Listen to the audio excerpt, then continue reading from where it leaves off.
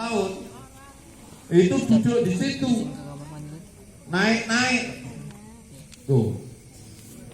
Nah orang-orang di situ kan marah, ini kok berani banget anak ini.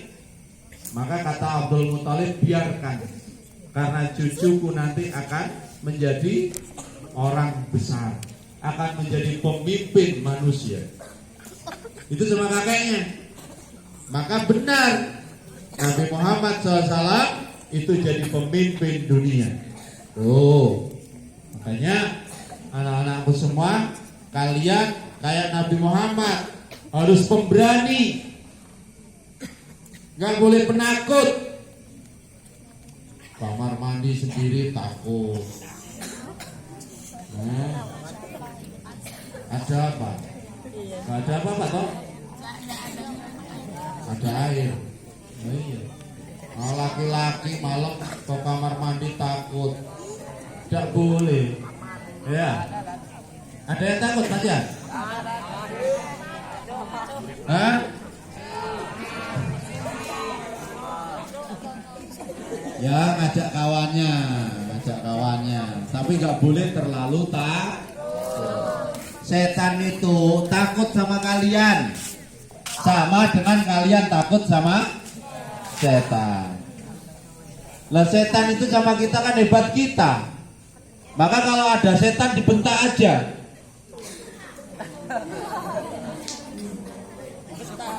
Nah, doanya tahu nggak ngelawan setan gimana? Allahumma barik lana bima razaqtana wa qina adzabannar. Mesti lari setannya. Kenapa?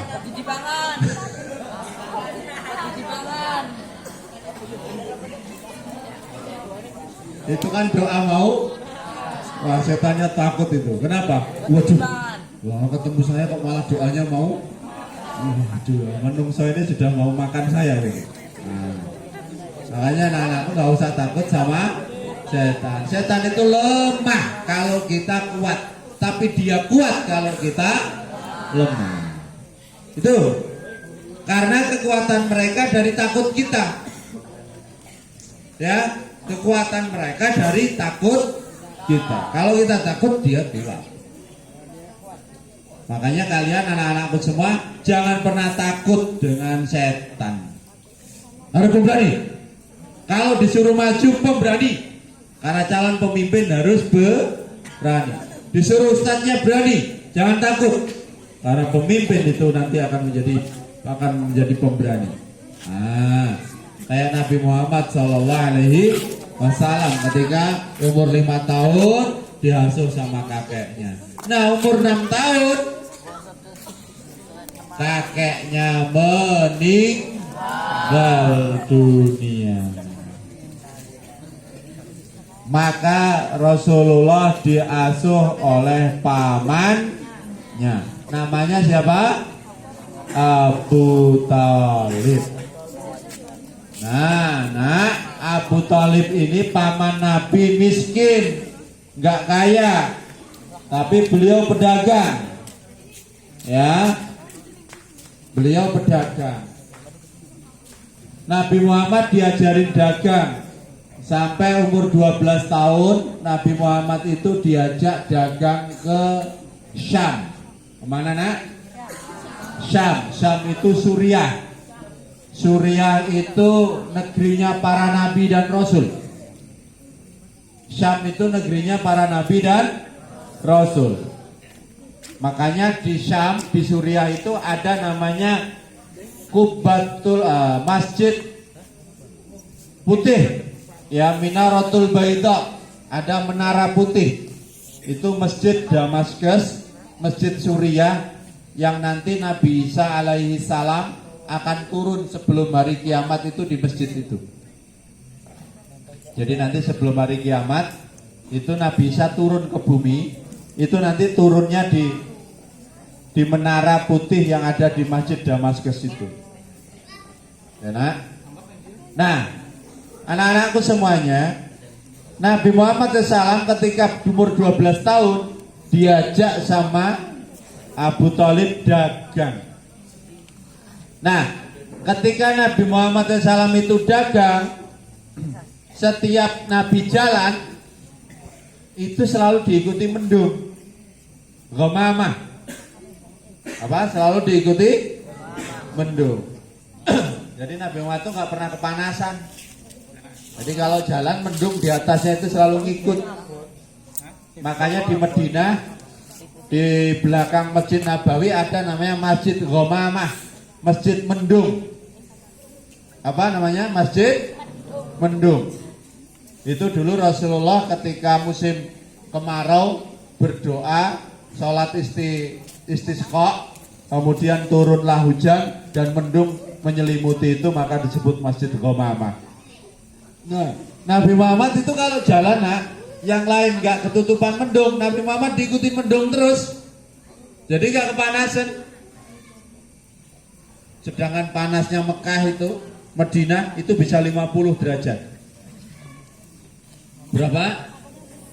50 derajat itu kan kalau air sudah setengah mendidih, panasnya bukan main. Nah, Nabi Muhammad ditutupi mendung. Yang kedua, Nabi Muhammad kalau jalan atau kalau berteduh, contoh berteduh di pohon, pohonnya itu langsung mentiung. Apa? Tahu mentiung nggak? Daunnya itu langsung merunduk deketin Nabi Muhammad SAW supaya Nabi Muhammad nggak kepanasan. Dan Nabi Muhammad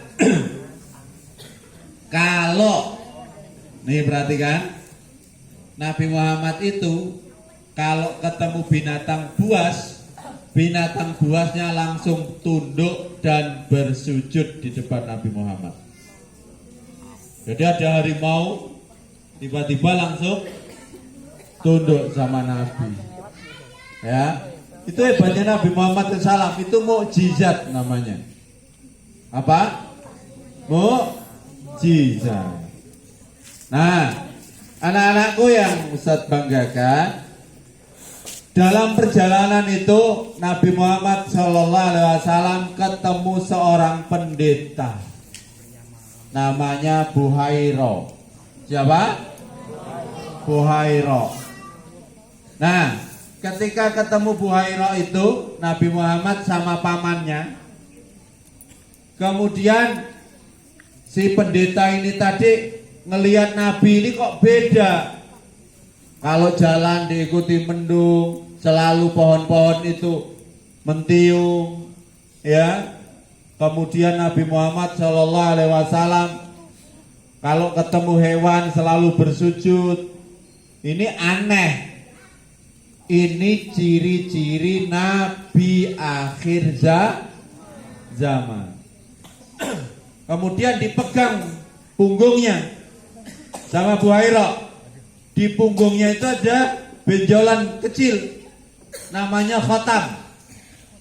Jadi di punggungnya Nabi ini ada namanya khotam, ada benjolan.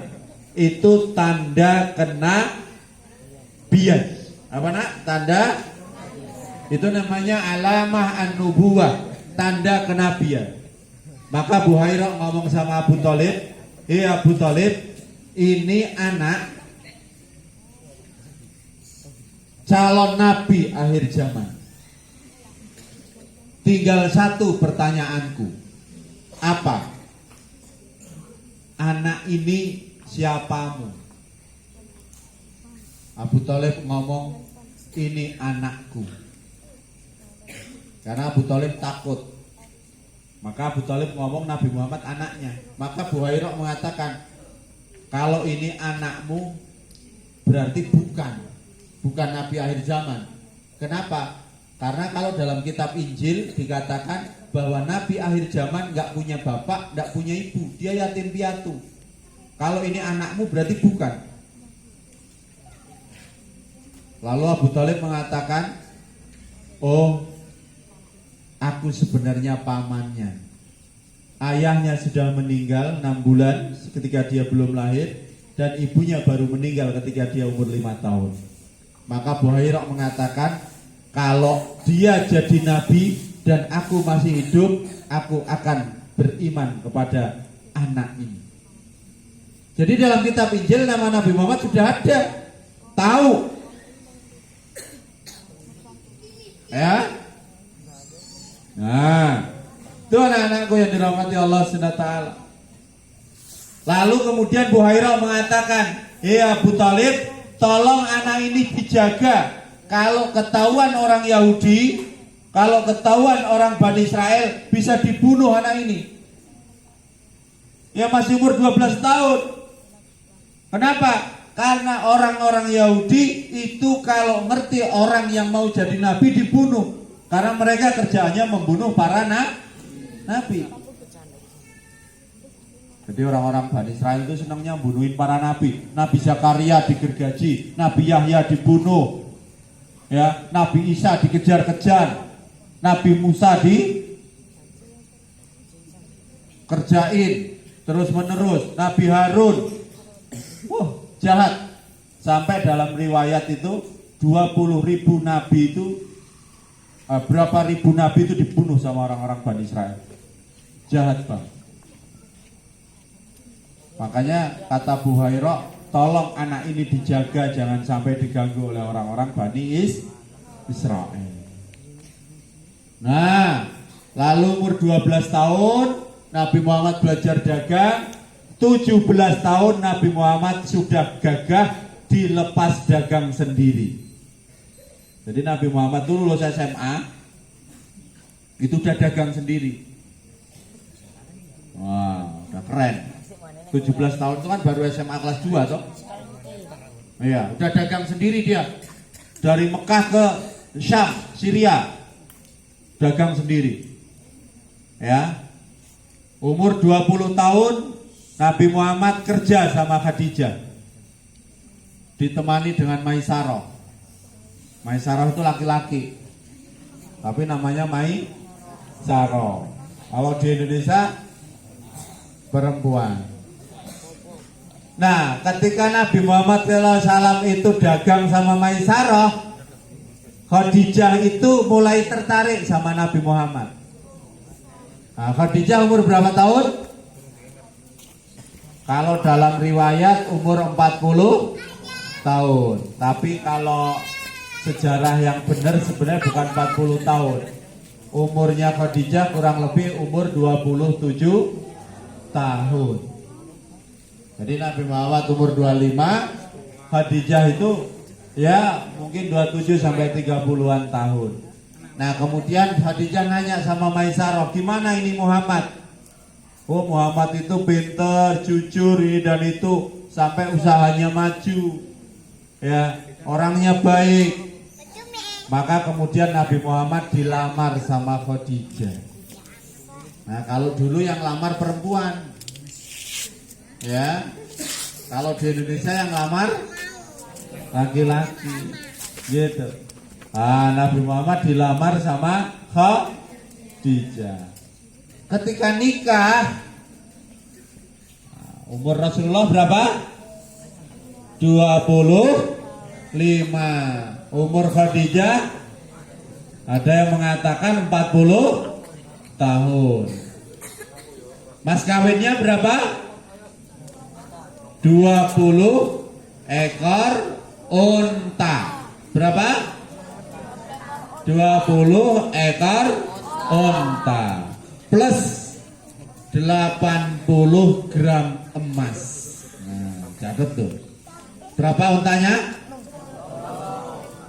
Ekor unta plus 80 gram. Banyak nggak? Coba nanti kalau pulang tanya ibu bapakmu mas kawinnya berapa? 1 kilo? Apa beras? Nah, pitik loro. Jago karo babon.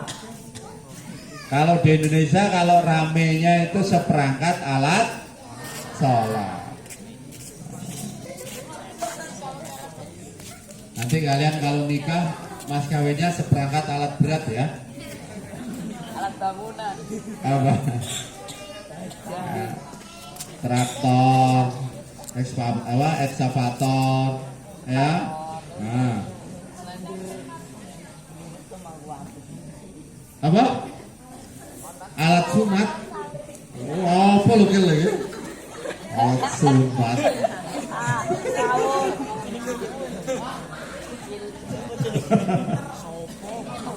Ya, anak-anakku yang Ustadz banggakan. Nah, tadi Nabi Muhammad nikah sama siapa?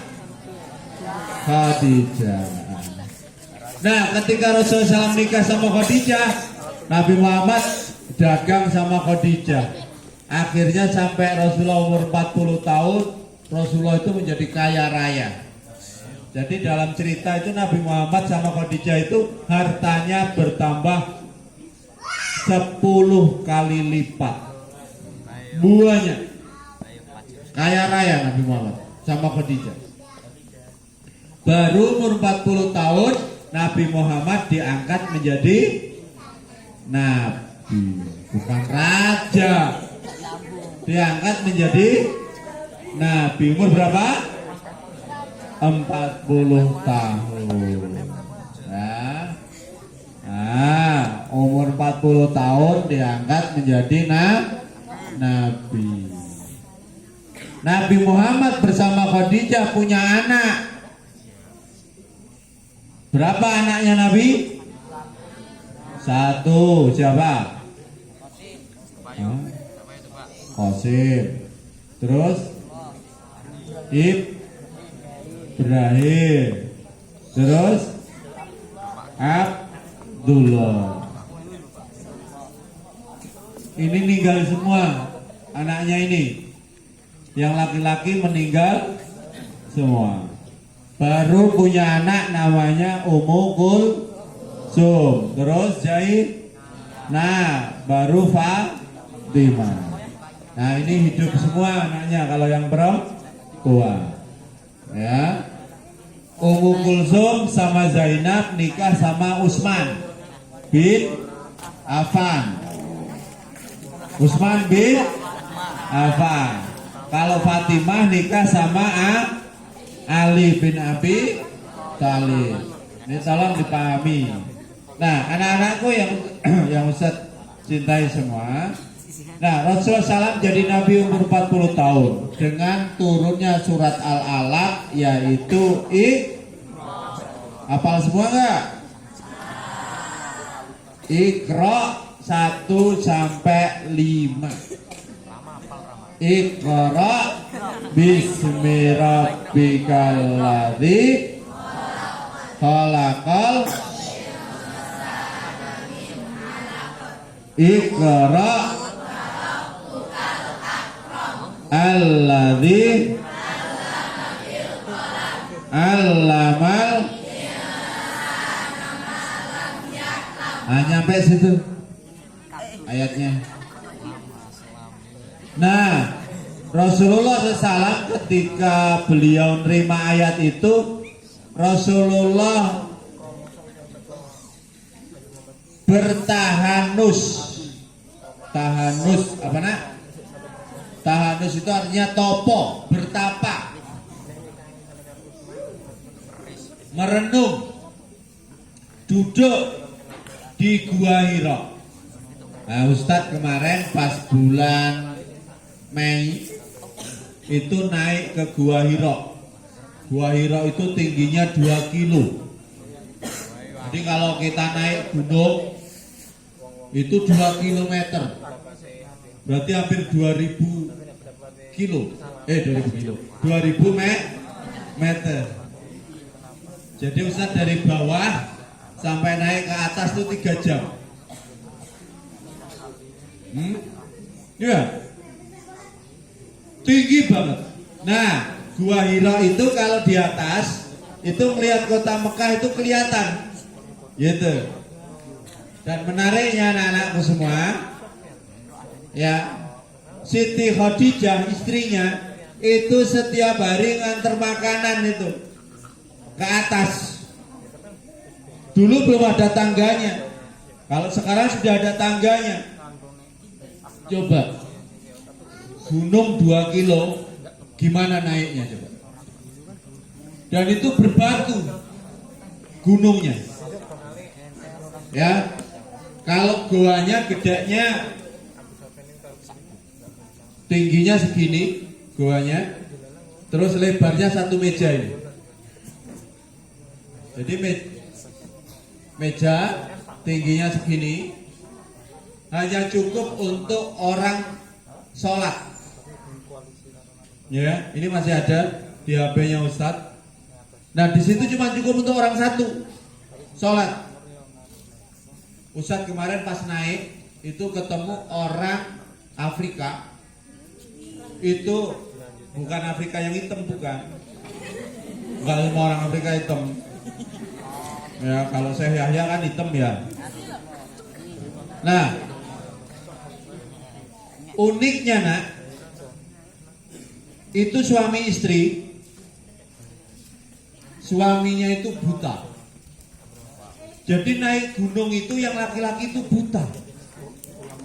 Sampai puncak ketemu Ustadz, itu digandeng sama istrinya. Sedangkan naiknya saja susahnya bukan main. Iya.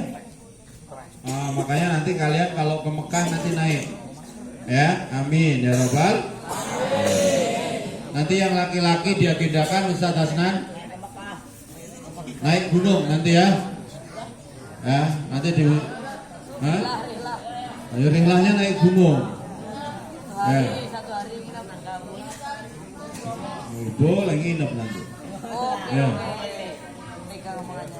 Iya. Biar gagah kok. Ya. Oh, biar enggak mak-mek. Ya. Dikit-dikit mek. Nggak boleh ya. Nanti latihan naik gunung, nggak usah tinggi-tinggi lah. Ya, nggak usah tinggi-tinggi. Nah, nanti sama Ustadz Tasnan, Ustadz Imam, Ustadz Julis, ya, nanti biar diajak naik gunung. Ya, latihan. Oh iya. Orang sukses itu harus kuat. Ya, nah. Anak-anak itu semua nyampe mana tadi? Gua Hira. Nah, Nabi Muhammad mendapat wahyu Iqra bismi rabbikal ladzi khalaq. Nah, Nabi Muhammad itu ketika nerima wahyu itu, nak, malaikat Jibril dalam bentuk aslinya. Pengen tahu malaikat Jibril bentuk aslinya kayak apa? Besar banget. Dalam surat Al-Fatir, malaikat itu punya sayap uli ajnihatin masna wa sulasa wa ruba. Malaikat itu punya sayap pada yang 2, 3, 4. Konon dalam riwayat malaikat Jibril itu sayapnya ada 360. Jadi nutupi langit. Makanya Nabi Muhammad SAW itu ketakutan luar biasa.